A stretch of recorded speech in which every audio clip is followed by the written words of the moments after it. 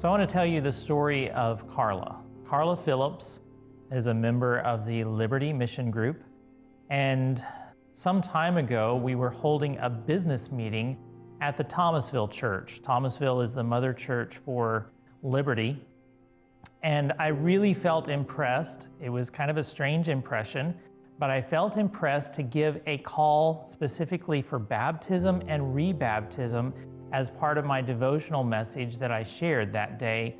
We were out on the parking lot there at the Thomasville Church where we had been holding services, and we were sitting there in our lawn chairs having the business meeting. And as I shared the devotional message, I got down to the end and I gave 3 specific calls, just a call to rededicate your life to God, a call for baptism specifically, and a call for rebaptism.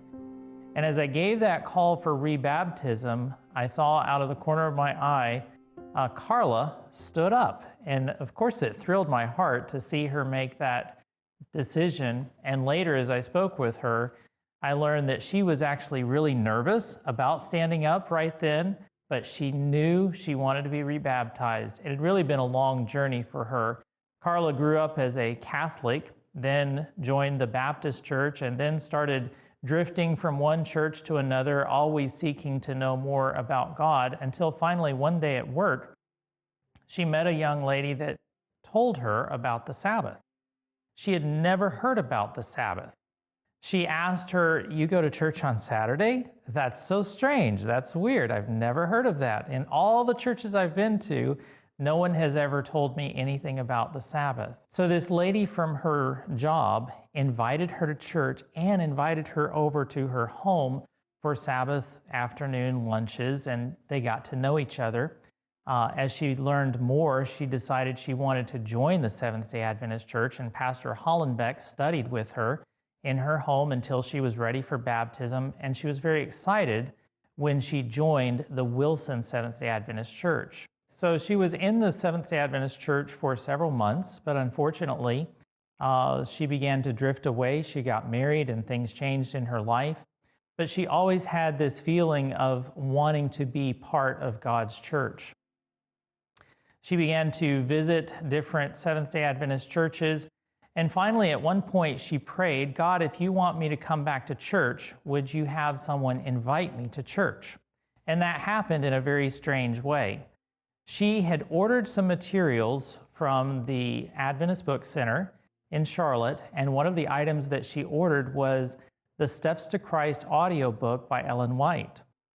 When she received the package from the book center, she realized that it wasn't what she had ordered. And when she opened the package, there was a telephone number, and so she called the number, and a gentleman answered the phone, and it turns out it was the pastor of the High Point Seventh-day Adventist Church. And in their conversation, guess what? He invited her to church. But something just didn't click in her mind, and it was several months later before she realized, God answered my prayer. I had asked to be invited to a Seventh-day Adventist church, and God answered that prayer. So she and her husband, Seymour, visited the High Point Church several times. And one time when they were visiting, they learned about the Staley group. They had no idea there was a group in Staley that was very close to where they were living at the time. And since then, the Staley group has moved over to Liberty. So now it's part of the Liberty Adventist, or the Liberty Mission Group, where she is currently a member. So linking these 2 events together, when she was baptized in the Wilson Church and when she was rebaptized into the Liberty Mission Group, is one particular date. That date was November 14. When she had originally been baptized into the Wilson Church, Pastor Hollenbeck asked her which date she would like to be baptized. And as she thought about it, she wanted to pick a date that she would never forget. So she picked the Sabbath that was close to her birthday. Her birthday was on Sunday the 15th, so she wanted to be baptized, a spiritual rebirth, on November the 14th. Several years later, actually 22 years later, fast forward to 2020, and Ryan and Rebecca Gottfried, the lay leaders of the Liberty Mission Group, and myself, we were meeting together in their kitchen and trying to decide where we could hold the baptism, what date would work, because at the church where they're meeting, there's not a baptistry. So we decided to use the Asheboro Seventh-day Adventist Church. And looking at the calendar, we fairly randomly, we thought, picked the date of November 14. We put all the details together, contacted the Asheboro Church, and everything worked out. Then I met with Carla to visit with her about her baptism, her rebaptism, and learn more of her story. And as we visited, she asked me, "Did you know that I was baptized on the 14th of November?" And I said, "No, Carla, I had no idea that you had been baptized on November 14th. I had no idea this date would be significant to you." And she began to cry, and she told Angela and myself, "Now I know that God does want me to be rebaptized," because she had been struggling with feelings of rejection, knowing that she had left God. She had not only left the church, but she realized that she had done things that she knew were not in accordance with God's will for her life. And that significance of just the date was like God saying to her, "Carla, I love you. I've never forgotten you. I haven't forgotten your commitment to me that day. And I still love you, and I still want you to be part of my church family."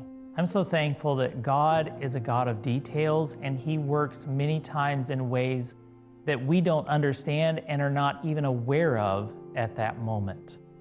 The God who orchestrated the baptism and the rebaptism to be on the same date to send that message to Carla, "I love you," is the same God that is working in every church in the Carolina Conference to reconnect people with Himself and with His church.